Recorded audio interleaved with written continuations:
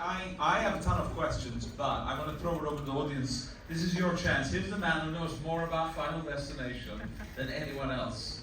So any burning questions you want to ask, now's the time. Oh, we're going to start here and then we'll go there. I used to see ghosts on campus like all the time. Yeah. Crazy stuff would happen.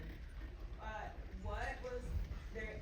Was there any inspiration or anything like that that inspired Final Destination that was kind of like based on your experience there? Not exactly, but I'm so glad you can bring it up after. Well, but Kentucky is very important to both this movie and the sequel because I was flying home to Kentucky to visit my family and read an article on a plane about a woman who was on vacation in Hawaii, and her mother called her and said, "Don't take the flight you're on tomorrow. I have a bad feeling about it." So she switched flights, and the plane that she was on crashed. So I was on a plane, and I was like, "Oh, that's an interesting idea." And I kind of followed the way because you know that's what happens. We follow them the way until we kind of find the right story to tell them in. And same thing with the log tracks. We were working on an opening. We had the story figured out, but our producer Craig Perry was like, "Yeah, we need something better than a hotel fire," which is what it was going to be. And I was going home to Kentucky, got behind a log truck and pulled off the freeway and called Craig and I got out of breath. I'm like, "What about a log?" He's like, "Slow down, I can't understand." And I'm like, "What about a log truck on a freeway?" He's like, "That's it." So Kentucky is definitely close to my heart for inspiration for these stories because both of the openings were inspired when I was going back there. Right. This series has scared me to death so many times, so thank you. I'm wondering what the texture of death and how it creeps up on the thing, like the water on the ground. How did you develop how death appears in the film and the script? Well, this actually went through many iterations. Originally, I wrote this as a concept for an X-Files spec script to get an agent. And in that version, death basically leapt into somebody who had died at the same time that the accident happened. So it's always been kind of a spirit, kind of unseen thing. But when I was developing a new line, because they were like, "This is a really good idea for a feature," so I worked with Chris Bender and Craig Perry and Warren Zide to develop it. And we had the hardest time pitching death as an entity and not a scene. Killer, they're like, "Well, it's a horror movie. How come we have a horror movie where you don't see the killer?" We're like, "That's the point."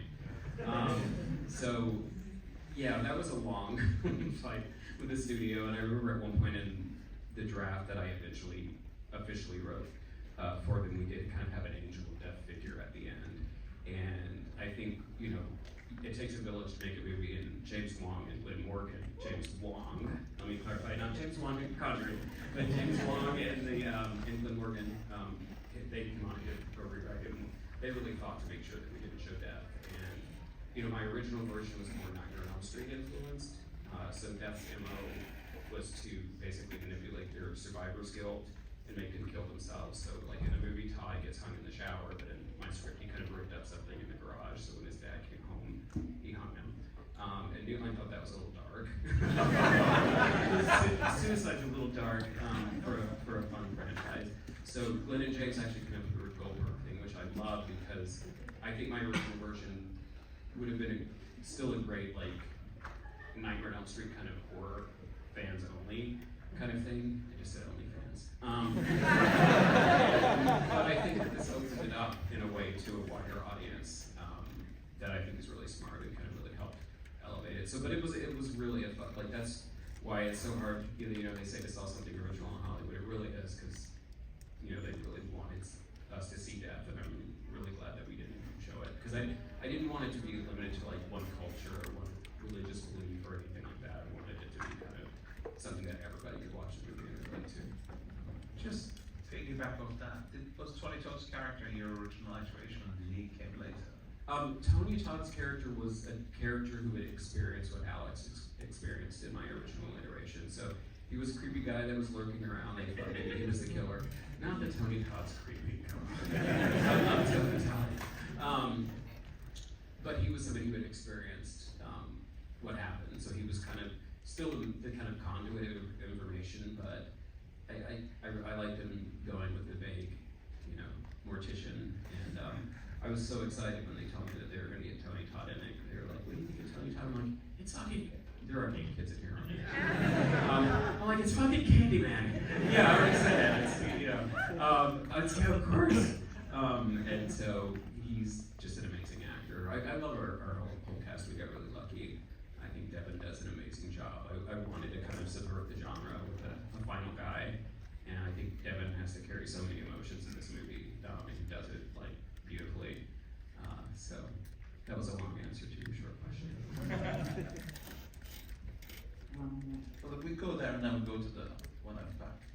So my question is more like, I guess, release kind of related, but so a lot of the like major franchises have like these really awesome box sets by like Arrow, Screen Factory, everything.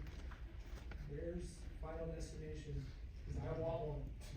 Yes, so I forget New Line's number, to call them. Yeah, they handle all of that stuff. No, I again, it's been 13 years since we've had a sequel, so I'm really excited about the new one. And I'm going to embarrass the director, Andy Stein is back there.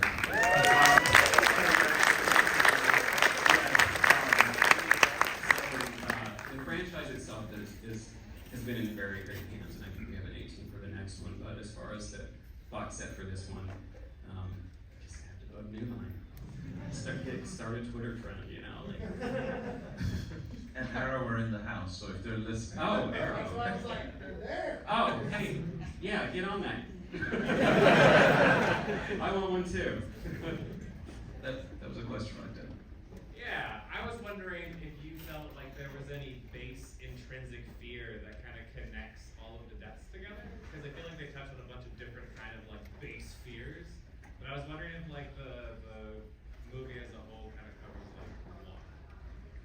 You know, for me personally, like I'm not afraid of death. My mom lived to be 97. God, I hope I ever eat genes. So I just don't want to die young before I finish what I want to do in this world. But I know that death is kind of universal, and kind of the not knowing when that's going to happen, I think is one of the keys to kind of this movie's success, because part of the death scenes themselves are so much fun, but it's really the kind of stuff leading up to it where like death's kind of all around us. And I think it does make you think about stuff like that. You know, like I have to be a little, sometimes I'm a little mindful of like, oh, I shouldn't walk under that ladder, but if I did and I died, it would be great for the franchise. I value my life a little more than the franchise. So, I think just the general fear of not knowing, that death could happen at any moment is what really tied all the sequels together. Right. This is a perfect segue to that. Can you talk about the inspiration that you had for each of these death scenes, which are so memorable, especially the bus one? Yeah. Was that ever done before? Because I see it a lot now after. I haven't seen it before after. I haven't seen it before. Again, in my original version, it was a subway train that splattered the character, so it's a little different. But I love what they did with that because it's such a shock. And I remember one night I was watching Final Destination, and there was an episode of Supernatural, and there was another show, and right after it, they both had bus snacks, and I was like, good job. But for me, it's really trying to think of ways that I haven't seen, or things I haven't seen in the movie. Like, again, just reflecting on the original versus this, like the Todd hanging himself scene was, his kind of guilt was he felt bad that his brother stayed on the plane, and he also had done some bad things, and so he was calling his father up to kind of confess to his dad, and his dad's like driving home freaking out, like, and he gets home and opens the garage, and then Todd hangs himself. So it's, for me, I don't like murder in real life, and I have never killed anybody, but I definitely love watching horror films, so it's just trying to come up with something that's going to get under people's skin a little bit, and something that they haven't seen that's hopefully not too mean-spirited. Oh, I see many hands. Let's go there. Yeah, I always recall the original DVD for this movie had great extras about the test screening process and the ending changing. And I am curious, what was your original ending, given that I know they filmed a totally different one, and then we have this one? Yeah, there were several. Like, my original scripted ending was along the same lines of what they had in the unreleased version, where Alex and Clear had sex on the beach, very romantically, and she got pregnant, so that's why Death couldn't get her at the end. And so we cut to 6 months later, and she gives birth to the baby, and then the camera kind of roars into the living room, and you're version that was filmed, that wasn't released, was a very, emotionally kind of sweet ending. Alex unfortunately died, but then she had a baby and his spirit lived on through the child. And Carter was there, and so I remember the test audiences were like, why the fuck is that asshole still alive?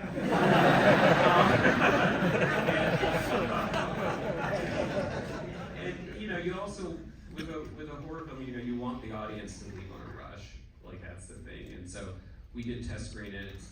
They decided to reshoot it. It was very expensive, but I'm so glad that Bob's put the money in to do it.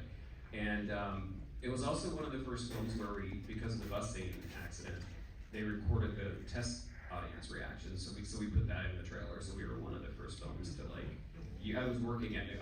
I sold this in '97. It came out in 2000. I was still working at New Line in 2001 when I sold the story for the second one and never find we love you, Jeffrey, but you're a big boy writer now, so you must leave the New Line nest and go out and work. So I got to see all the behind the scenes stuff, which was pretty amazing, and which usually writers don't get to see. So it was a great process. There's one right at the back.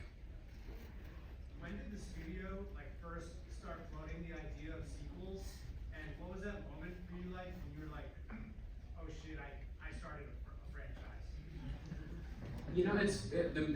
Probably the second weekend they started talking about a sequel. I definitely again, growing up as a horror fan, I want to create something that kind of lives on after the first one. Somebody asked me this the other day in an interview, and it didn't hit me because part of it was I was living in New York, so I wasn't out in LA, doing the LA stuff. It didn't hit me how big the film was, I think, until the third one.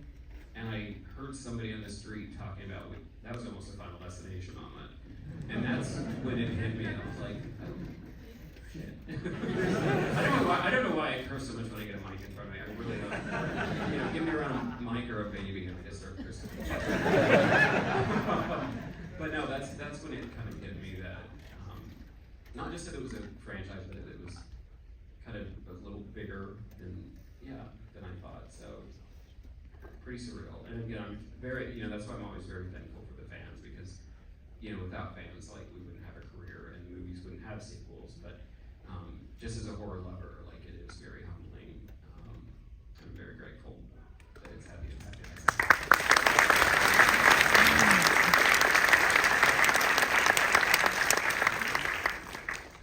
Any other questions? Right then. So, watched it for the last 20 years, and every time I watch my Destination, there's always something little that I pull away from it, something I didn't see the last time. And this time, I saw the Shadow Transfers Moving Company box when Val Luton just about to get killed. So for you, is there an Easter egg or something about the movie that people, fans, or whoever, haven't seen yet, or never really caught that stand out to you, that you wish that they had seen the Easter egg? I wish I had a specific answer for that, but the sad thing is I can't stay off the internet, and so pretty much all the Easter eggs I think I have seen them where people are like, I saw this, and some of them I didn't even know, because a lot of it's production design too. So production designers will, they obviously have the director's guidance and what to do, but a lot of times they'll come up with really cool things like, Val Luton, when she kneels down in front of the computer, there's the stained glass window that's a dagger. So things like that, I'm sure that was the director, but it's also production design working with them to kind of cram as much stuff in here as they can. Maybe the Penthouse magazine, I don't know why that's in there. It's kind of tacky. He's like, oh, clear, who's mourning everybody, Penthouse.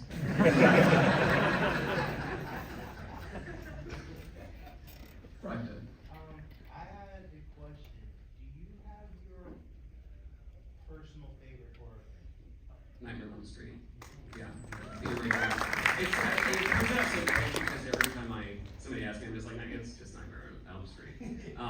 But that movie was aside from Phantasm really, but it was the first one that was marketed as fantasy horror, and aside from having great direction, great writing, it had such a strong.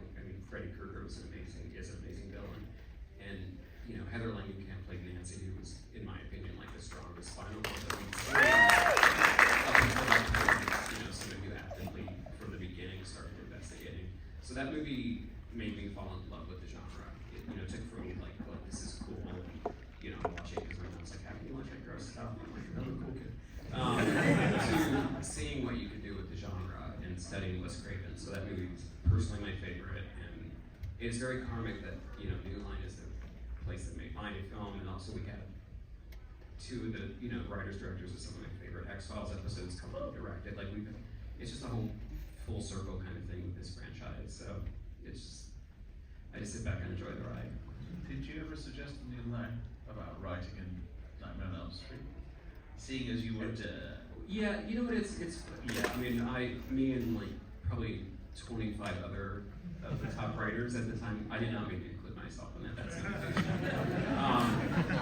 but pretty much everybody in Hollywood had pitched back. I was there for the Freddy versus Jason days, and I had a pitch that I was really happy with. And the funny thing is, I remember that the people who got the job, because where I worked was right outside the conference room, and the guys who got the job, they come in, you know, hot off of a news spec that was going around.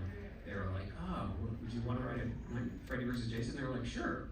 I was like, "That was easy." Like, we've had so many people write scripts and come in, so it's one of those things. I mean,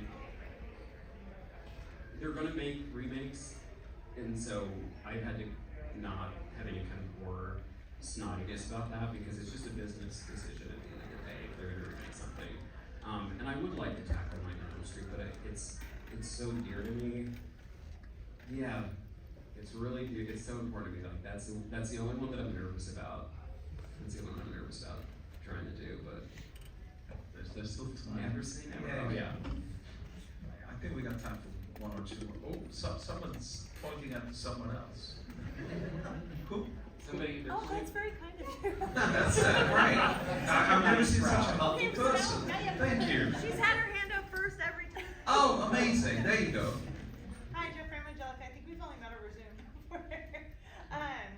I had a question. You were talking about, somebody was asking about it becoming a franchise and things like that, and it's so rare, and then somebody else was asking a great question about not seeing death.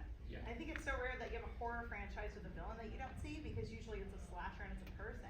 Yeah. And so I was just wondering, as you keep writing, or as the franchise goes, or what is it like marrying, okay, this is what I want to do creatively, and this is what's marketable? I try to write without thinking about market, but that's the only bad thing about working at a studio from like 19 to 30 is like you can't help but think a little bit about business. But I try not to let that, you know, I think when I write stories, I worry about it's kind of a universal theme. I try to come up with like something that's just universal. So my movie Tamara was about kind of bullying, you know, my movie Don't Look Back was about people not helping someone in need. So I think if you find those universal themes, you don't have to worry about marketability. I will say I'm a little frustrated when I hang out with Don Mancini and he's like showing me his Chucky dolls, and I'm like, I wish I had less things. You know, maybe I'll just get an empty box. Inside of it, like I do want a toy. I do want a toy. That's the only regret I have about Invisible Villain. Toys. Mousetrap. Okay, last question. Who's got a great question they're dying to ask? So, let's go, Deb. Can you talk about some of the death sequences that didn't make it into the movie? Death sequences that didn't make it into the movie. I stole some of the death sequences that didn't make it into this movie for Tamara because again, it was very Nightmare on Elm Street. So I think my favorite death, which is a lot when I say the name of the movie, you guys are gonna rip off. Gates of Hell, and in the original script, the Carter, the asshole, his girlfriend Terry, we find out that she's bulimic because he's such an asshole and she's trying to stay beautiful. And what makes him throw himself in front of a subway car is she shows up after she dies in kind of this Nightmare on Elm Street kind of way and starts literally puking her insides out till she's like a husk. Because she's like, do you realize what I've done to make myself beautiful for you? And then he throws himself in front of a subway car. So I think that's my favorite one.